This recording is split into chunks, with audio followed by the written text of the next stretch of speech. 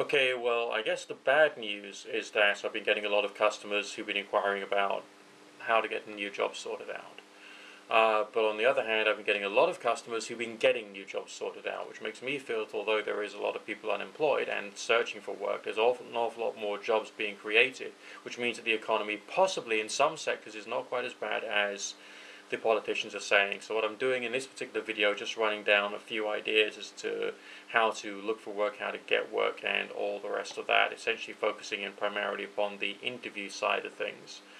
Obviously, you as a person who is interested in getting a good job, you've got to have a good CV or resume. Resume is the American term, and CV, meaning curriculum vitae, is a British term. And the structure of that is something which essentially varies from individual to individual who you speak to, but the bottom line is you are selling yourself. Everything about the process of applying for work is a sales exercise.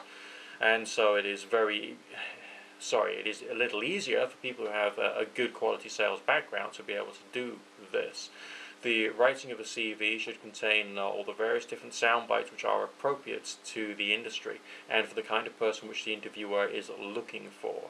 For instance, when I was applying for a sales job, although it seemed incredibly unprofessional, I would use phrases at the top of my CV saying hungry for the money, because that's essentially the mentality which a person who is interviewing a salesperson would essentially want you to have.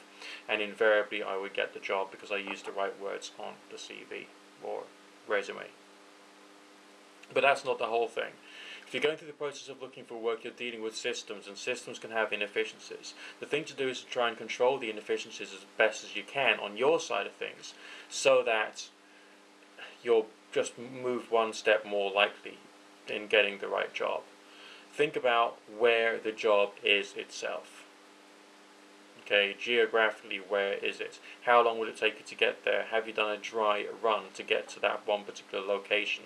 And when you were there, did you case the joints, check out the scene and work out where the nearest cafe is so that you could arrive, you can have yourself a nice cup of tea or coffee, work out how long it takes for them to serve a nice cup of tea or coffee and for you to drink it, and then for you to be able to empty your bladder and then walk to the interview itself. And trying to figure all these things into your job searching day. Have you also taken not only the one day off for the job interview, but have you also taken the previous day off so you can be rested and nourished and clear-headed enough to be able to go into that job interview and perform the best that you can? Alright? And then to realize that when you are actually in the interview itself, it's often a question of overcoming objections. You're given objections that you have to deal with and to overcome in a manner which is not showing that you're emotionally or intellectually rattled by what has come your way through what the interviewer is saying. And remember that, yes, there will be issues, shall we say, with some of the challenges which is given to you within the job interview scenario. Namely, they will try and, for want of a better phrase, tease you a little, just to see how you would react. So your coping mechanisms for coping with being treated badly have got to be very good and very strong, because they'll want someone who can come into the working environment and deal with the occasional minor social issue, or indeed the occasional raised voice, for instance. If you're going through a recruitment consultancy, you've got to ask yourself whether that recruitment consultancy necessarily has your best interest at heart.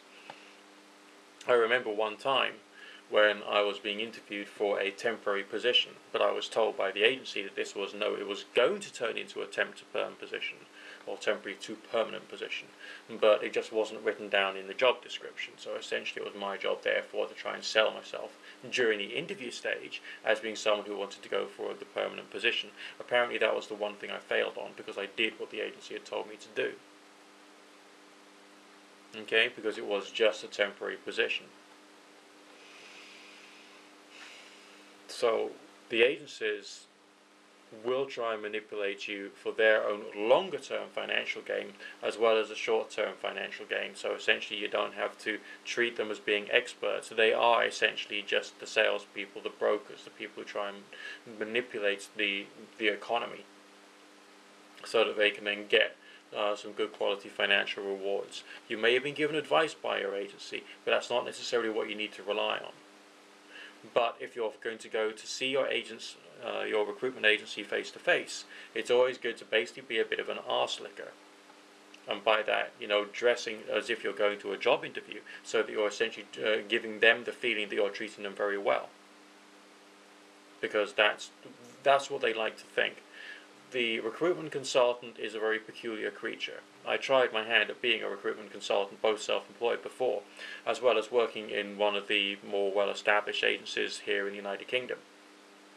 And there is a certain mentality that you get if you've been doing recruitment for a living, because you get a lot of the candidates trying to manipulate you as a recruitment consultant to try and give them a job, or any job, or the job of their dreams. Likewise, you also get other recruitment consultants pretending to be candidates to try and get information out of yourself, so that they can then sell the job which you are trying to find candidates for themselves.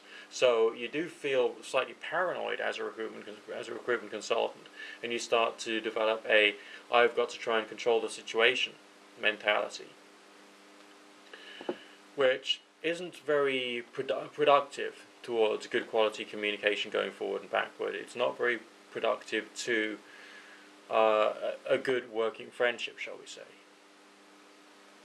But it is the mentality which does develop in the recruitment consultant. Obviously, I'm glad I got out of that field, so I can now have a clear mind when dealing with the idea of people who are dealing with the process of getting jobs. But it is primarily a sales exercise. So you've got to have your objections worked out. What objections they're going to give you and how you're going to overcome them.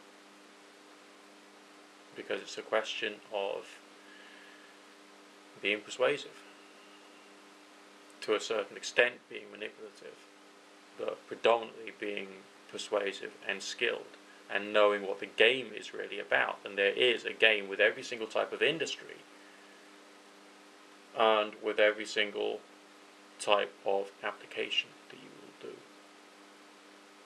But you are dealing with people, and people will have their own inefficiencies. Sometimes even you may be being interviewed by a company who pulled the job at the last minute.